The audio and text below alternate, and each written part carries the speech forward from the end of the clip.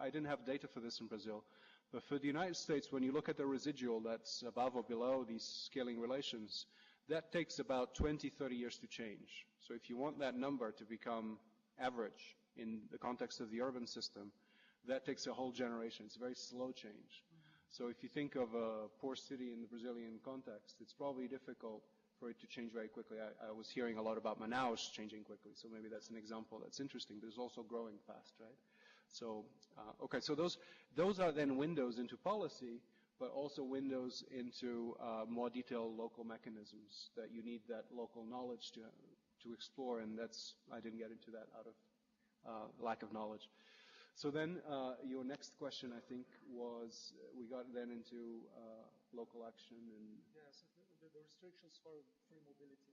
Yes, so this is very important and already came up, right? So when we think of cities basically as places idealized, as we do mathematics, of places where if you live in São Paulo, in principle, you could explore everything that São Paulo has to offer, all the social relationships, all the economic opportunities. That's obviously a very crude idealization in many cases. It's much worse, by the way, in other cities than not Brazilian. You mentioned Johannesburg. So in the models, you account for that by having a parameter that says how much of the city you can explore. And so you can say that you have a city of ghettos, a place where everyone just lives locally in their neighborhood, but doesn't explore the city. And all these great effects about economic productivity, and per capita, and costs per capita, and land capitalization, all this stuff goes away. So if it's a city of ghettos, the city doesn't exist per se, all these increasing returns to scale and increases to labor productivity go. So really, in creating a city that's in some sense literally smaller than its parts, you're creating a city that's much less productive than its parts, and it's probably also more unequal.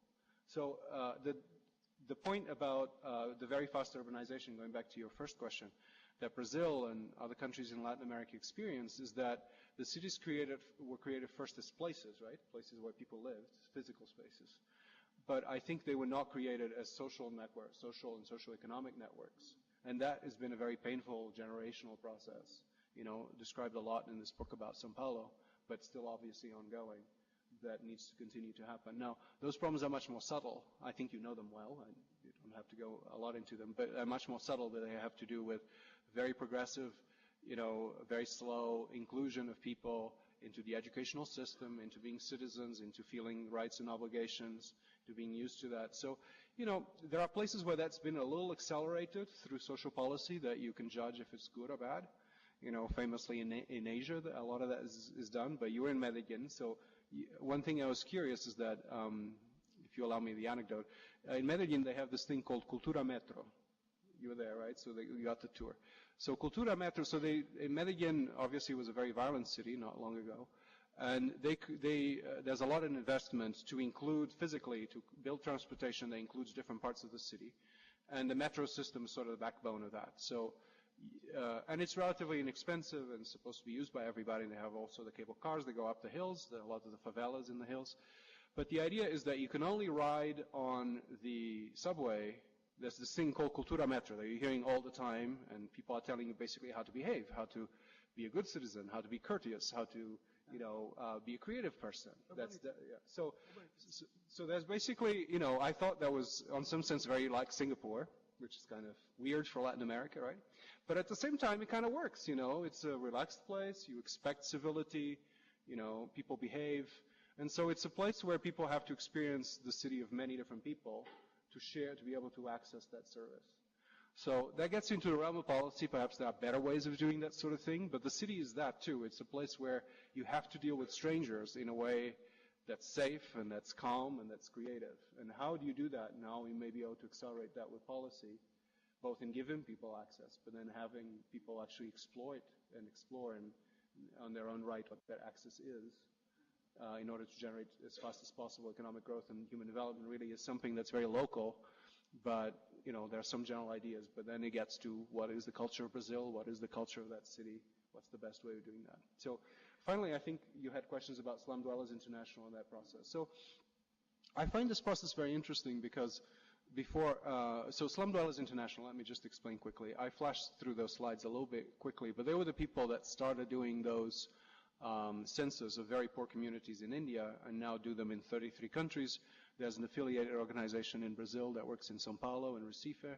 But this is also done by other organizations. Is this idea, they call it information's power. Just curious and interesting, right?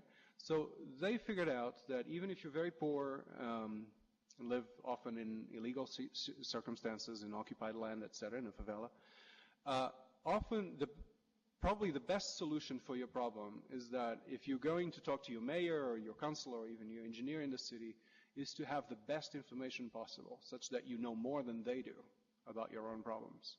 So you basically create ways of finding information that's useful for the city in solving your problems and the problems of others, such that with that information, not only can you show it to your city, hoping that they're cooperative, but increasingly in an online world of international organizations and NGOs, you can show it to international organizations and to, the World Bank people or UN people or other nonprofits. And through that, you can show that, in some sense, you're ready for building the most important solutions in your neighborhood with your city. And this often really helps the political process because, if you're a politician, you often want to work with people that will make you look good, that will be happy with what you deliver, that will, expand sort of that sphere of influence and processes to other neighborhoods. And so basically it's a process by which people do this. They acquire information about the costs of water and electricity in their neighborhood, the risks like fire or landslides in their neighborhood, therefore then express the priorities about what is the most important thing they need help with from the city. And then with that information, they basically create ways of creating plans that are co-created by the city and by the community. So this is where the bottom-up and the top-down meet. And that's really what urban policy, I think, is ultimately about, is this coordination problem that I was alluding to. And this is empowering particularly of poorer communities, but I think from the point of view of the city, it's important, again, from the point of view of creating good, sustainable solutions, because a lot of the problems with creating solutions in neighborhoods is that often they're mistargeted. Often they are not sustainable from the point of view of its economics, from the point of view of what people can manage or what the city can manage.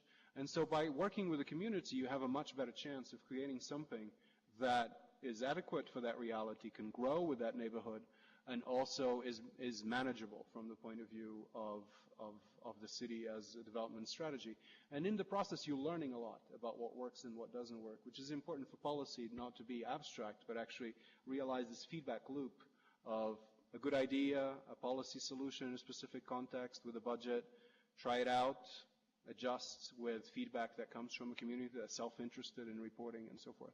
So I think the potential for this from technology, which is the final question, I think, is now immense, is that it's very easy. A lot of what we're doing, I showed Johan in our team, is to create tools by which people, either with a cell phone or just paper and pen, they can scan it, or they can give it to a local NGO, and they can create this data and assess this data on an ongoing basis, and they could create collaborations with the utilities or whoever in the city to see why things are breaking, why things are getting fixed. And so this is also, I think, a civic experience of government for both sides, of a government delivering things that people want, I guess, and need and should have, but also from the point of view of citizens to see the practical limits of how the city works and the problems that they have, to basically create a common ground that comes from looking at pretty objective and concrete problems that both sides experience, but then understand how the other side works. So I think we're creating basically ways of doing this. I could be more detailed offline, but it's basically the idea of using tools that collect standardized data about common things that people experience in neighborhoods, creating tools that anybody in a very poor neighborhood, believe me, some of the neighborhoods in Africa are much more problematic than some of the neighborhoods in Brazil, that people can use like that. People love maps. That's actually a series of things that people understand very well spatially and what the problems are and so forth. And so that really gives the planner a way to access information that's essential to do a good job, but also information that doesn't overwhelm them necessarily with requests and demonstrations and town hall meetings that are very hard to manage and that don't necessarily provide actionable information. So I think I touched on all of them at least, but we'll see. Thank you again, Luis. Very good. Let's make some comments of my own. I'm also discussing at this table. Again, Luis, thank you very much for your presentation. And I was as lucky as Cleandro to have read the paper. And it was the first time that I did a live reading. I was reading and so good quotations that I would go to tweet and live tweet everything. Thank you, Bernardo. Really a good chapter, and congratulations again. I think that the chapter is good, not for the sake of it, but because it contains what? It has a very good diagnosis. You understand very well how the city works. And then there is a critic, and I'm an urbanist, I can use it, that cities are not about land use allocation. Yes, I came here, I talked to most of you yesterday in the airport and at lunch, and all of you are checking about this hotel sector, yeah? So urbanists think that it's about sectorizing and design. Okay, hospitals are going to be here, or residential are going to be there. But city is much more than that, and you bring that in the chapter. And then you think about the city of things. Now you're talking about the Internet of Things, and then you bring the concept of city of things, this complementarity. In the end, you're talking about a human socio-economic dynamics that takes place physically, that is spatially bounded, and it's very important, the interaction between infrastructure, the physical space, and humans that are on top of that city. So that's the part of the theory and the proposal. But you go further in the chapter, and then you talk a little bit about how. I was really impressed that you move one step forward, and you bring us some theory. Of course, we believe you and your group is in the beginning of something, but you have already put forward, you put a lot of references here, thank you again, about 3 or 4 at 2014, that you're putting forward a little bit about theory. So today we talked about methods, we talked about hands-on operation, but you come in the afternoon and say, no, but Bernardo, there is also some conceptualization, some understand what is behind. And then you're talking a lot about the structure. So at the same time that you say that things are different, there is a common structure. Mm-hmm. And then you have to focus on information. And I'm very glad that you showed that slide about equations, because this is a way equation-based center. And then people can see that it's not just talk. It's not about saying very nice sentences about, for example, how urban physical space and service delivery influence and facilitate social dynamics, but also how we can define its success metrics. And then it goes on. So it's really a chapter that I recommend reading, because you get into the sense of this, and then you give the formulas, and you give equations, and then we can move a little further. So this is why I like very much the chapter. I'm going to go through some quotations here, some sentences, just to make the comment more specific. Yeah? You make a criticism about standardized planning. And then if we just read that sentence, we'd say, oh, Brazil is in the right way because we have a lot of municipalities. When we have a